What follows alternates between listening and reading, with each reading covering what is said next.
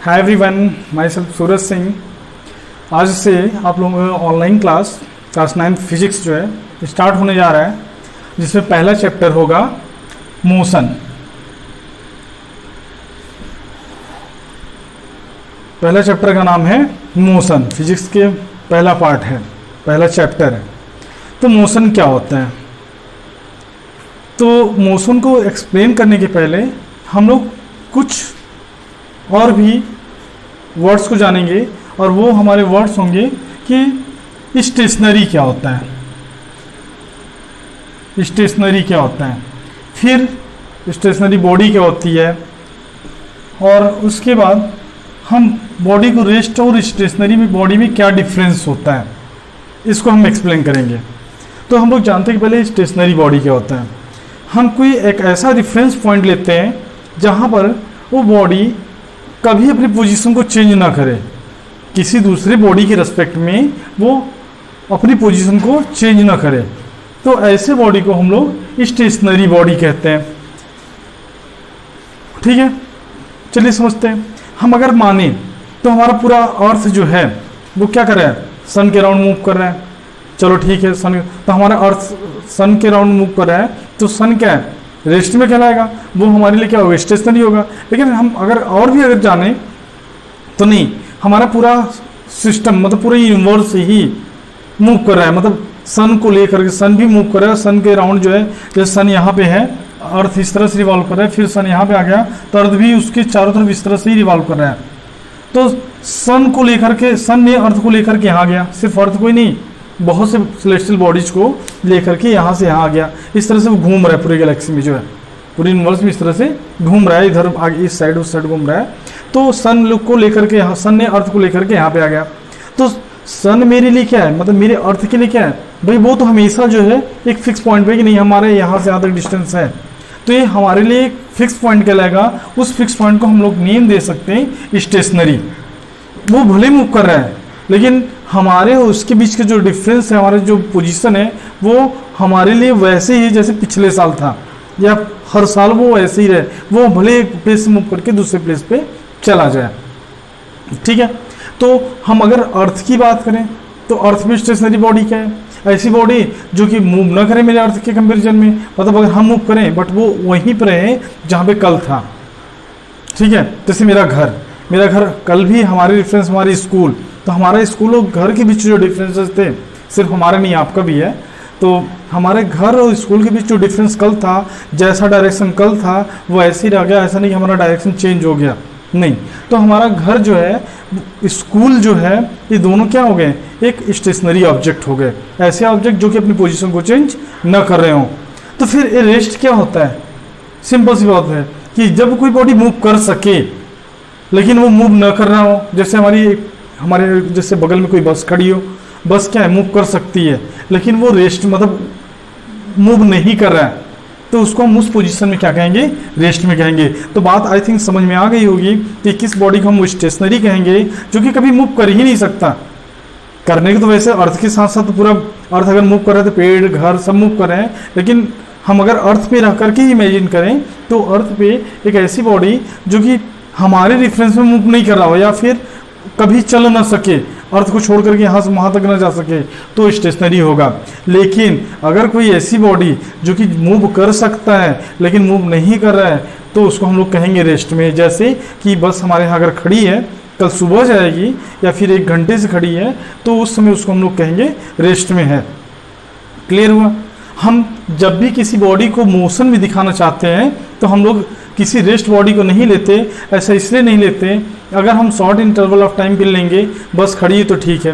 अगर हम ये कह दें कि किसी को डायरेक्शन देना हो, हम कहते हैं कि भाई वो जो बस वहाँ पे खड़ी है वहीं से लेफ्ट में मुड़ जाओ, और पता चला वहाँ पे गए और वो बस खड़ी नहीं, वो तो चली गई, या फिर बस कहीं और जाके खड़ी हो गई, रेस्ट में तो है बट वो कहीं और जाके खड़ी हो गई, तब क्या करेंगे, हम वहीं से मुड़ जाएंगे, बदल जाएगा रास्ता, ऐसा नहीं करेंगे हम किसी भी डायरेक्शन को दिखाने के लिए एक ऐसा पॉइंट लेते हैं जिसको हम स्टेशनरी कह सकें। मतलब हम कहेंगे कि उस दुकान से आप लेफ्ट मुड़ जाइएगा, या उनके घर से आप यहाँ चले जाइएगा, या इस स्टेशन पे उतर करके, क्योंकि स्टेशन ऐसा नहीं कि चल आज यहाँ था तो कल चल करके 10 किलोमीटर दूसरे स्थान पर चला जाएगा, ऐसा नहीं होगा।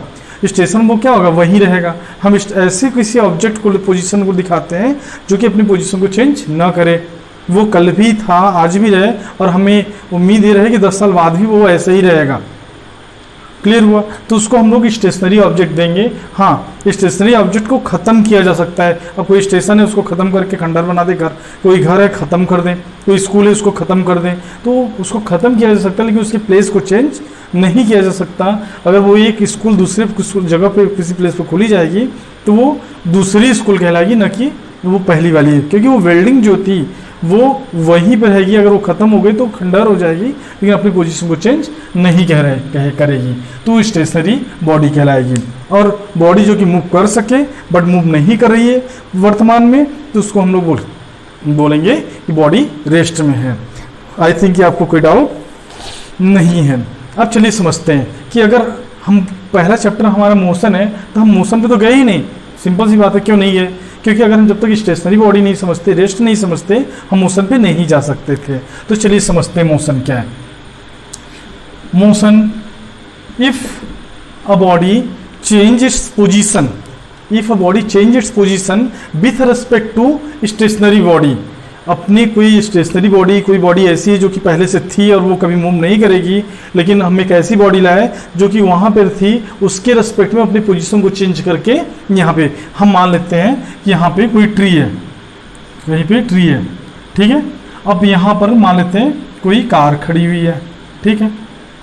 इस तरह से हमारा कार जो है यहाँ पे है। इस पॉइंट ए पर कुछ समय बाद तो ये कार चल करके यहाँ पे आ गया।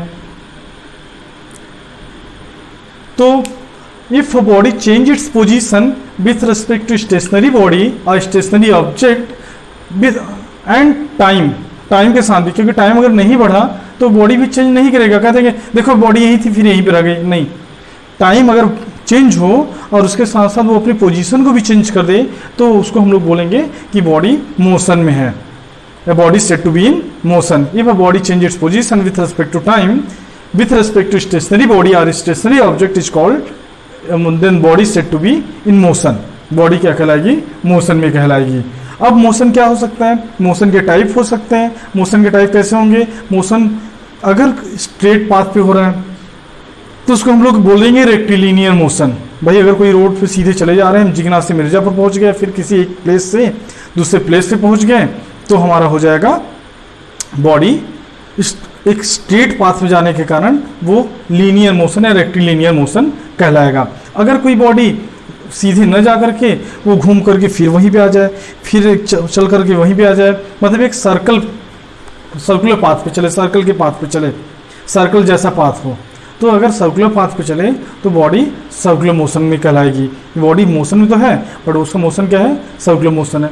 अब कोई बॉडी ऐसा है जो कि ऑस्किलेट कर रही है, मतलब झूला झूल रही है, तो उसको हम कह सकते हैं पीरियोडिक मोशन है।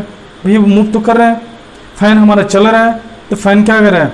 पीरियोडिक भी कह सकते हैं, क्योंकि इंटरवल ऑफ टाइम में रिटर्न होकर फिर वहीं पे आ रहा है, फिर वहीं पे आ रहा है, तो मूव तो कर रहा है, बट ऐसा मोशन को हम लोग सर्कुलर मोशन या पीरियोडिक मोशन कह सकते हैं। मतलब एक पीरियड में रिटर्न होकर के फिर से अपने पास में अपनी पोजीशन पे आ जा रहा है।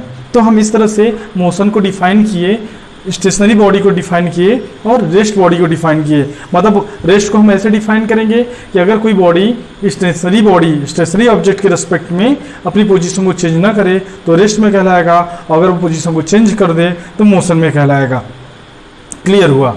अब हम मोशन में, अगर बॉडी मोशन में है तो उसके हम कुछ और भी टर्म्स को पढ़ेंगे कि अगर वो अपनी पोजीशन को चेंज किया तो हम क्या बोलेंगे उसको? भाई पोजीशन तो चेंज कर दिया तो कुछ तो कवर करा होगा, कुछ तो इफेक्ट आ रहा होगा। हाँ, इफेक्ट आ रहा है। जो लेंथ थी उसके पाथ की जो लेंथ होगी उसका हम अलग नेम देंगे, और जो डायरेक्ट डिस्टेंस होगी उसका हम लोग अलग नेम देंगे। जैसे हम अगर कोई बॉडी यहाँ पर है, यहाँ पे है कोई स्टेशनरी बॉडी के रेस्पेक्ट में हमने देखा कि यहाँ पे है, मान लेते हैं यहाँ पे हमारा घर है, हम यहाँ पर हैं, फिर यहाँ से हम निकल दिए, पाथ स्ट्रेट भी हो सकता है और हो सकता है कि हमारा रास्ता ऐसे ही हो स्कूल जाने का। मान लेते हैं यहाँ पर हमारा स्कूल है पॉइंट बी पे, हमने हम घर से निकले, हम या आप घर से निकले और इस पाथ से होते हुए आप पॉइंट बी पे पहुँचे जहाँ की हमारा स्कूल है। अगर हम पॉइंट बी पे अगर पहुंच गए तो ये एक्चुअल जो लेंथ आ रहा है पाथ का, हमको इसको कवर करना पड़ रहा है, हमको इसको चलना पड़ रहा है, तो जो एक्चुअल लेंथ होगा पाथ का उसको हम लोग बोलेंगे डिस्टेंस। क्या बोलेंगे? डिस्टेंस बोलेंगे। The actual length of path covered by a moving body is called distance. लिख देते हैं actual length of path, actual length of path when body is moving from a place A to B, और कोई भी point भी हो तो जो बॉडी अगर कोई डिस्टेंस कवर कर, सॉरी कोई लेंथ कवर कर रहा है चलते समय, तो जो एक्चुअल लेंथ कवर करेगा वो हमारा क्या कहलाएगा? डिस्टेंस कहलाएगा।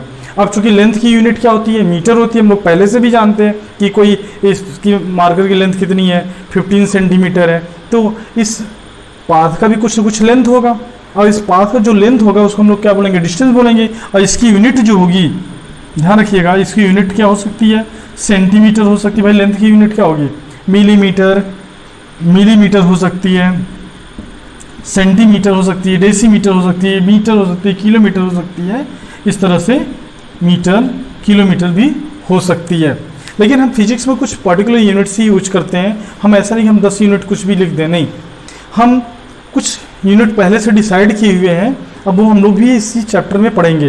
तो हम लोग एक यूनिट पढ़ते हैं सेंटीमीटर सीजीएस सिस्टम में, और एक पढ़ते हैं हम लोग मीटर जो कि एमकेएस सिस्टम में पढ़ते हैं। लेकिन किलोमीटर हम लोग जनरल यूज में करते हैं, फिजिक्स में हम लोग यूज कर सकते हैं, लेकिन हम बहुत कम इसका यूज करते हैं। बड़ी यूनिट है, इसके बाद भी हम लोग इसका यूज कम करते हैं, इसका यूज करते हैं हम लोग और इसका यूज करते हैं। वैसे तो हम यूनिट, डिस्टेंस की यूनिट जो है बहुत बड़े, बहुत ज़्यादा भी करते हैं। तो हम लोग देख लेंगे डिस्टेंस क्या होता है। अब इसी का एक वर्ड आएगा डिस्प्लेसमेंट। क्या वर्ड आएगा? डिस्प्लेसमेंट। तो डिस्प्लेसमेंट क्या है कि the shortest distance between A and B, A और बी का शॉर्टेस्ट डिस्टेंस, मतलब एकदम स्ट्रेट पाथ बनाओ, क्योंकि स्ट्रेट हमेशा क्या होगा? यहाँ पे शॉर्टेस्ट होगा। तो shortest distance between A and B is called displacement. तो डिस्प्लेसमेंट को अगर हम डिफाइन करेंगे, डिस्प्लेसमेंट तो कहेंगे the shortest distance between A and B is called displacement। तो यहां पर भी एक वर्ड आया शॉर्टेस्ट डिस्टेंस या शॉर्टेस्ट लेंथ ऑफ पाथ, तो कॉल्ड डिस्प्लेसमेंट। तो यहां पर भी डिस्टेंस है, और जब ये डिस्टेंस है तो इसकी भी यूनिट क्या होगी? सेंटीमीटर, मिलीमीटर, मीटर या किलोमीटर। हमने कहा कि हम दो ही सिस्टम यूज करते हैं फिजिक्स में, एक सीजीएस और एक एमकेएस। तो हम या तो सेंटीमीटर यूज करेंगे या तो फिर मीटर यूज करेंगे फिजिक्स में। हम किलोमीटर, मिलीमीटर या डेसीमीटर, डेकामीटर, हेक्टोमीटर इस सब यूज नहीं करेंगे। हम सेंटीमीटर यूज किए और मीटर यूज किए। चलिए हम लोग आगे पढ़ते हैं। अब हम लोग तो चलते हुए मोशन पढ़े, मोशन पढ़ने के जस्ट बाद हम लोग डिस्टेंस और डिस्प्लेसमेंट पढ़ लिए। लेकिन हम चूँकि फिजिक्स 9 से स्टार्ट करने जा रहे हैं तो यूनिट पढ़ेंगे, और फिर हमको थोड़ा सा जानना चाहिए कि भाई फंडामेंटल फिजिकल यूनिट्स होते क्या हैं, फिजिकल सब्सटेंस क्या होते हैं, फिजिक्स में कितने कितने जो है वर्ड्स यूज किए जाते हैं। तो ध्यान रखिएगा, हम एक शॉर्ट क्लास जो है इसके लिए अलग से हम बना देंगे कि फिजिक्स की स्टार्टिंग जो है कहाँ से हुई, कैसे हुई, और वो 9th के सिलेबस में नहीं रहेगा। उसके बाद भी आपको एक फंडामेंटल फिजिक्स के बारे में जानना जरूरी रहेगा। अब हम लोग पढ़ लिए डिस्टेंस क्या होता है, डिस्प्लेसमेंट क्या होता है।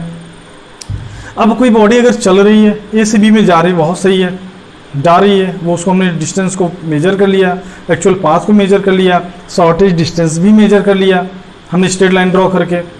तो क्या हमेशा डिस्टेंस और डिस्प्लेसमेंट सेम होगा? नहीं, हमने अपने ही क्वेश्चन बनाया और देखा कि जो डिस्टेंस था हमारा, जो हम जिस एक्चुअल पाथ में चल कर के गए थे वो ज़्यादा दिख रहा था, और जो हमारा डिस्प्लेसमेंट था वो कम दिख रहा था। तो किस किस केस में डिस्टेंस और डिस्प्लेसमेंट डिफरेंट होंगे और किस केस में इक्वल होंगे। तो चलिए देखते हैं। मान लेते हैं हमारा पॉइंट ए था, ये पॉइंट बी था। हम अगर पाथ को चेंज कर दिए, इस तरह से आकर के यहाँ पे आ गए, तो ऑब्वियस सी बात है कि हमारा लेंथ ज़्यादा होगा। और अगर हम इसको स्ट्रेट लाइन ड्रॉ कर दिए, यहाँ से ज्वाइन करा दिए टू बी, ये हमारा शॉर्टेस्ट होगा। तो ये हमारा डिस्प्लेसमेंट और ये हमारा डिस्टेंस। तो हमेशा डिस्टेंस यहाँ पे दिख रहा है कि distance will always be greater than displacement. ध्यान रखिएगा, अभी यहाँ से पूरा डिस्प्लेसमेंट, यहाँ से पूरा फाइनल रिजल्ट आपको नहीं निकालना है। अब कोई बॉडी सपोज दैट इस पाथ से न जाकर किसी पाथ से जा रहा हो, तो ए से बी, तब क्या कहेंगे?